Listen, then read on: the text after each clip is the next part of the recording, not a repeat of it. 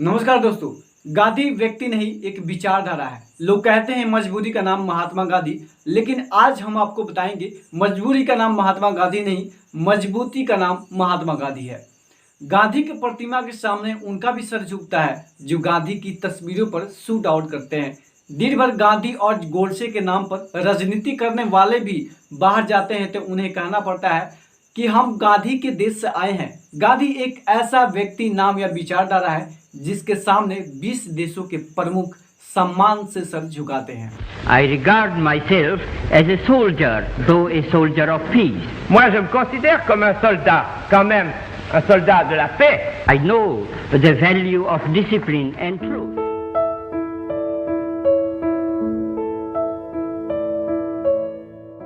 गांधी जी का जन्म 2 अक्टूबर 1869 में गुजरात के पोरबंदर में हुआ था। मोहनदास करमचंद गांधी से महात्मा गांधी की जर्नी स्टार्ट होती है 1891 में, जब वकालत करके घर आते हैं तो इनकी मां नहीं होती है, यानी इनकी मां की मृत्यु हो चुकी थी।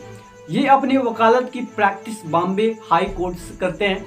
भारत में इनका बिजनेस अच्छा नहीं चलता था। इस बीच साउथ अफ्रीका में भारतीय व्यापारी सेठ अब्दुल्ला के बुलावे पर वे उनका मुकदमा लड़ने के लिए दक्षिण अफ्रीका चले गए। वहां डबरन से ट्रेन के माध्यम से उन्हें प्रिटोरिया जाना था, जिसके लिए उन्होंने रेल की फर्स्ट क्लास का टिकट लिया। उन दिनों अफ्रीका में काले लोगों और एशियन लोगों को फर्स्ट क्लास डिब्बे में बैठने की परमिशन नहीं थी।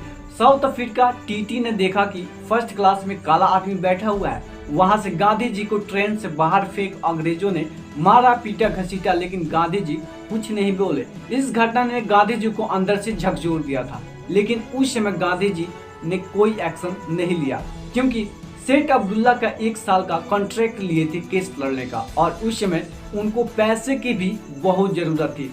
फिर 1 साल के बाद उन्होंने नस्ल भेदभाव के खिलाफ आवाज उठाने का संघर्ष किया। आप बताइए, यहाँ गांधी जी मजबूत थे कि मजबूर थे?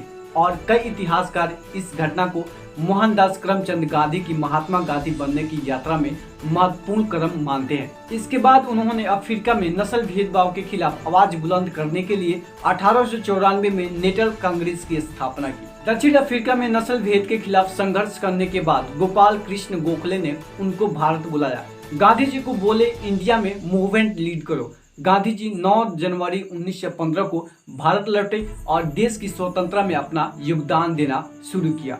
गांधी जी की अफ्रीका यात्रा से लौटने के उपलक्ष्य में 9 जनवरी को प्रवासी भारतीय दिवस मनाया जाता है। गांधी जी ने गोपाल कृष्ण गोखले को अपना राजनीतिक गुरु मानते थे, जिनकी सलाह पर उन्होंने 1 वर्ष तक भारत भ्रमण करके देश को समझा। गांधी जी द्वारा भारत के स्वतंत्र संग्राम में 3 मुख्य राष्ट्रवादी आंदोलन चलाए गए। भारत लौटने के बाद गांधी जी का पहला सत्याग्रह बिहार के चंपारण में किया गया था।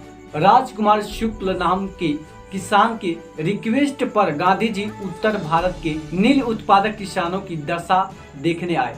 ब्रिटिश द्वारा किसानों को जबरदस्ती नील की खेती के लिए मजबूर किया जा रहा था और इसके बदले में किसानों को मिलने वाली आमदनी भी कम थी। गांधी जी के चंपारण सत्याग्रह करने से ब्रिटिश को अपनी नीति में बदलाव करना पड़ा। गांधी जी मजबूर नहीं, मजबूत थे। इसके बाद उन्होंने बहुत से आंदोलन किए, जैसे कि खलीफा आंदोलन सन 1919 से 1924 तक चला, असहयोग आंदोलन सन 1920 में। खिलाफत आंदोलन की बात करें तो ये खिलाफत आंदोलन शुरू हुआ जब टर्की में मुसलमानों की धर्मगुरु को अंग्रेजों ने उनका पावर छीन लिया। उसके बाद दुनिया भर में मुसलमानों ने खिलाफत आंदोलन शुरू कर दिया। इसमें गांधी जी सोचे, अगर मुसलमानों को देश के लिए एक करना है तो मुसलमानों का दिल जीतना पड़ेगा। फिर गांधी जी ने बढ़ चढ़कर हिस्सा लिया खिलाफत आंदोलन में। इसके बाद साउथ इंडिया में 1500 हिंदुओं को मारा गया और 2000 हिंदुओं का धर्म परिवर्तन किया गया। यहाँ भी गांधी जी कुछ एक्शन नहीं लिए, क्योंकि उनका टारगेट देश से अंग्रेजों को भगाना था। इसीलिए अगर मुसलमान के खिलाफ जाते तो पूरे देश को एक साथ लाने में असफल हो जाते। यहाँ आप समझ सकते हैं, गांधी जी की 1500 और 2000 लोगों को इग्नोर करना मजबूरी नहीं, मजबूती थी। इसके बाद 1920 में शुरू हुआ असहयोग आंदोलन। गांधी जी ने बोला, अगर अंग्रेज से आजादी चाहिए तो अंग्रेजों का सहयोग देना बंद कर दो, कोऑपरेशन बंद कर दो। गांधी जी ने ऐसा क्यों बोला? क्योंकि अंग्रेज भारत में पैसा कमाने और व्यापार करने आए थे। अगर अंग्रेजों का इनकम ऑफ सोर्स खत्म कर दिया जाए तो ये कंगाल हो जाएंगे। इसलिए गांधी जी ने बोला, जहाँ जहाँ से पैसा कमाते हैं इनका पैसा खत्म कर दो, स्कूल अपना, कॉलेज अपना, कपड़े अपने, अंग्रेजों के लिए काम पर मत जाओ, इनकी गवर्नमेंट पूरी बर्बाद कर दो। इसके बाद अंग्रेजों का रेवेन्यू लॉस हो गया, टैक्स आना बंद होगा, क्योंकि इंडियन लीडर ने ही कॉलेज और विद्यापीठ बनाना शुरू कर दिए। गुजरात विद्यापीठ, बिहार विद्यापीठ, तिलक विद्यापीठ, काशी विद्यापीठ, जामिया मिलिया इस्लामिया, ये जो मोतीलाल नेहरू, जवाहरलाल नेहरू, चित्तरंजन दास, सरदार वल्लभ भाई पटेल, ये सारे बड़े वकील हुआ करते थे। इन्होंने कोर्ट जाना बंद कर दिया और तभी तो बोलते थे चरखे से आई आजादी, इनका कपड़ा नहीं लेंगे, अपना चरखा चलाओ। उस समय असहयोग आंदोलन के चलते बहुत दंगे हुए। इसके बाद गांधी जी बोले असहयोग आंदोलन बंद करो, क्योंकि अंग्रेजों ने मार्शल लॉ लगा दिए थे, यानी जहां भी लोगों को देखो मार दो। और गांधी जी अहिंसा से लड़ना चाहते थे। आपको क्या लगता है, गांधी जी मजबूत थे या मजबूर? तो आज के लिए इतना ही, मिलते हैं अगले वीडियो में। धन्यवाद।